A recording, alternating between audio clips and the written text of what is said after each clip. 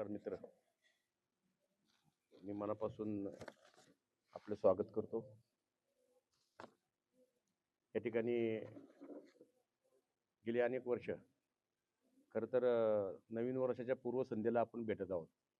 त्यामुळे येणाऱ्या नवीन वर्षाच्या प्रथम आपल्याला शुभेच्छा देतो. तुमचं पुढील वर्ष सुख समृद्धीचं आणि अतिशय भरभराटीचं जावं. आम्ही निवडून आल्यानंतर ते सर्व या ठिकाणी निवडणुकीच्या अनेक वर्ष वाट पाहिल्यानंतर म्हणजे आपल्याला जवळजवळ 4-5 वर्ष वेगळे लागले, काहींना 10 वर्ष, काहींना 15 वर्ष.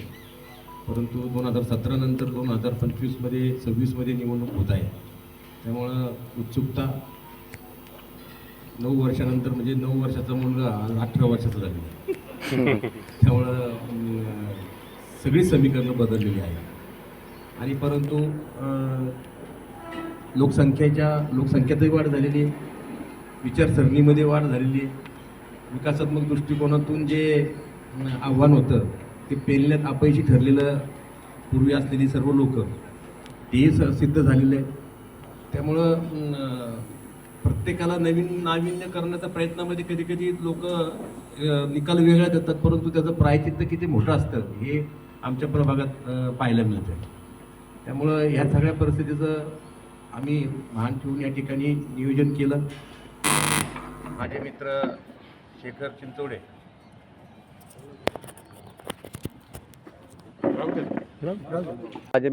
चिंचोडे हे पक्षात प्रवेश केल्यानं त्यांच्यावर ते सांगतील, त्यांची भूमिका विशद करतील ते पक्षात का आले म्हणून.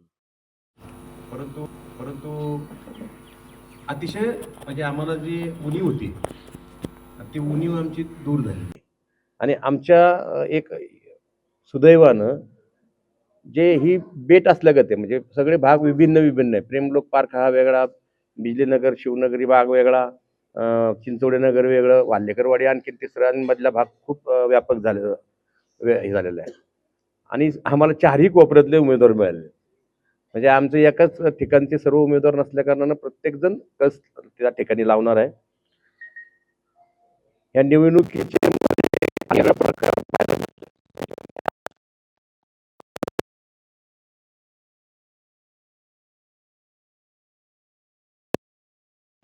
पिंपरी चिंचवड हे भारत, आपण सर्वांना, तुम्ही पण म्हणता, मी पण म्हणत असतो, ते आहे. पण भारत हे मिनी इंडिया आहे.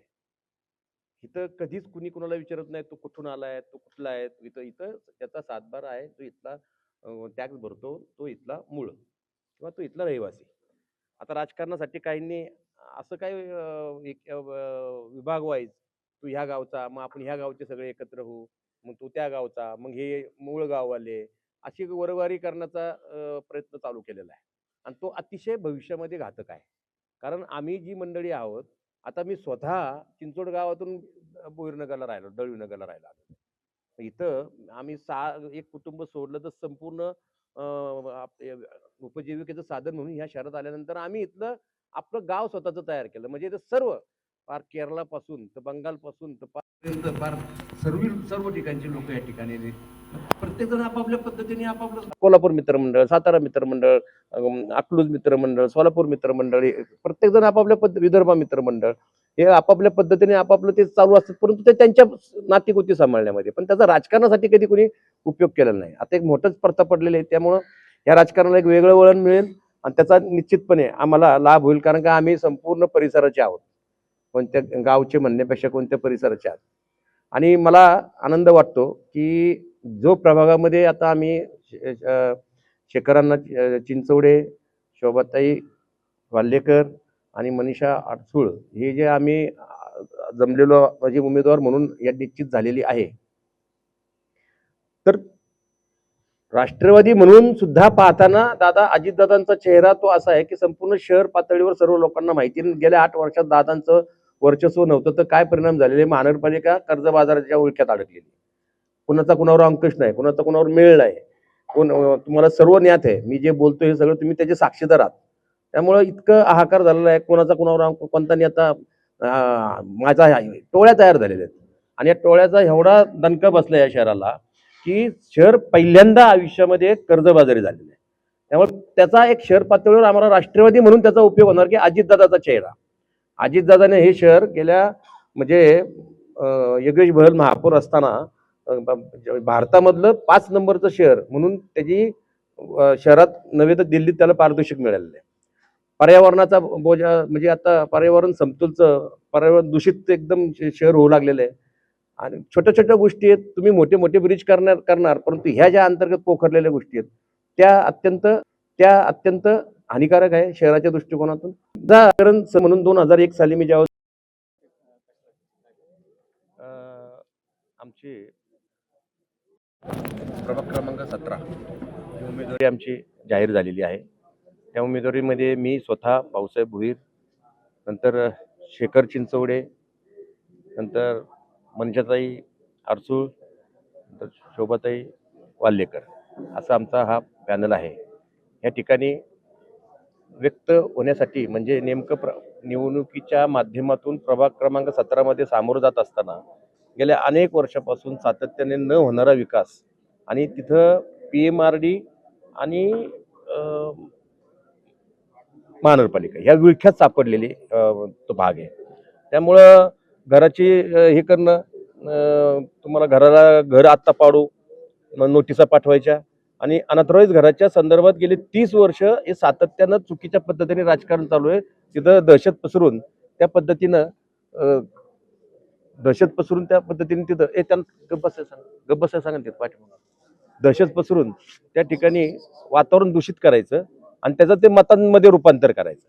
आणि हे तुमच्या माध्यमातून मला लोकांपर्यंत पोहोचायचं की भयभीत होऊ नका तुम्ही. आणि विशेषतः एक विभागवारी करायची मतांच्या साठी की मी अमुक जिल्ह्याचे, आम्ही अमुक हे आजपर्यंत पिंपरी चिंचवड मुळात मिनी इंडिया आहे, भारत देश आहे हा पिंपरी चिंचवड.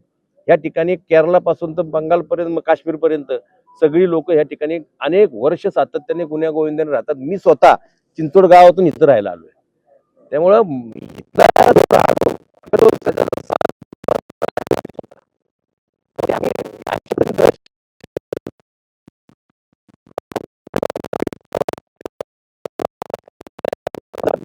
विनाकारण एक पिंपरी चिंचवड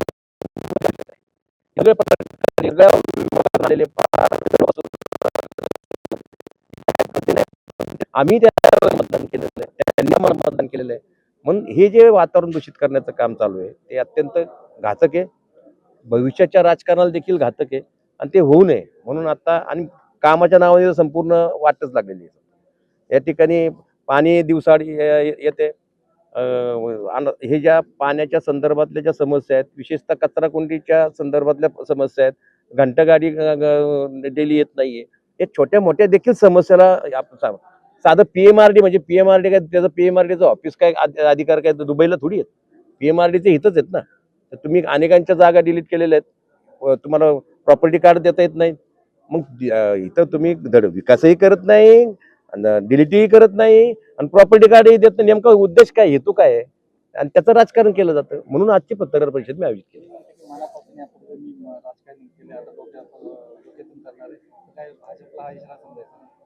नाही, इशारा तर संपूर्ण शहरातील भाजपला आहे. तो त्याचं कारण का की आम्ही लढतोच त्यांच्याबरोबर ना. आम्ही आता कोणतीही गोष्ट जी उणीव ज्या होत्या त्या उणीवा कोणत्या ठेवणारच नाही आम्ही. कारण का राजकारणाला राजकारणाच्या पद्धतीने उत्तर द्यावं लागतं हे मला थोडा उशिरा कळलं. म्हणून त्यामुळं मी अतिशय साहित्य कला क्षेत्रात असल्या कारणानं काही गोष्टी संयमानं घेतल्या.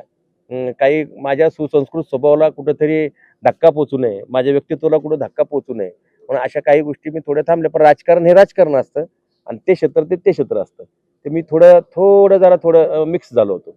त्यामुळं आता नाही, आता त्या पद्धतीने आम्ही राजकारणात आहोत. आणि माझ्याही पेक्षा मी सर्वसामान्य कार्यकर्ता आहे. अजितदादाचा जो चेहरा आहे ना, तो आत्ता शहराला आवश्यक आहे हे सांगण्यासाठी मी पत्रकार परिषद घेतलेली आहे. आणि मी नम्र आव्हान करतो मी आपल्या माध्यमातून शहराला, खरंच अजितदादांची गरज आहे ना, या शहरात कर्जबाजारी झालेलं आहे आणि या कर्जबाजारीच्या विळख्यातून जर सोडायचं असेल तर अजितदादाशिवाय अजितदादाच्या चेहऱ्यानं आम्हाला मतदान मिळणार आहे. आम्ही इथं सर्वसामान्य कार्यकर्ते, कारण का शहरामध्ये त्यांचा अंकुश आहे. सगळे नगरसेवकांना कोणाचा तरी अंकुश पाहिजे ना, नाहीतर काय आहे, तू खा मी खा वाटून खाऊ, दोघे मिळून खाऊ, दोघेही भाऊ, अशा पद्धतीने काम चाललेलं आहे.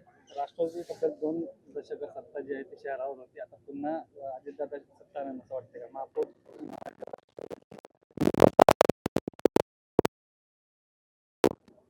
दादांच्या हातून महानगरपालिका कर्जबाजारी झाली आहे. म्हणजे अजितदादा नसल्यानं किती नुकसान होतं या शहराचं या जनतेला कळलेलं आहे. त्यामुळे अजितदादा, ओनली अजितदादा हा ब्रीदवाक्य घेऊनच घड्याळ अजितदादांचं घड्याळ हे लोकांपर्यंत पोहोचलेलं आहे. आता अजितदादांची आवश्यकता आहे हे शहराला जाणीव झाल्या कारणानं आमचा मार्ग सुकर झाला. पुणे तसेच पिंपरी चिंचवड आणि महाराष्ट्रातील महत्त्वाच्या आणि ताज्या बातम्या पाहण्यासाठी महाराष्ट्र 18 न्यूज चॅनलला यूट्यूबवर सबस्क्राईब करा आणि बेल आयकॉन प्रेस करा.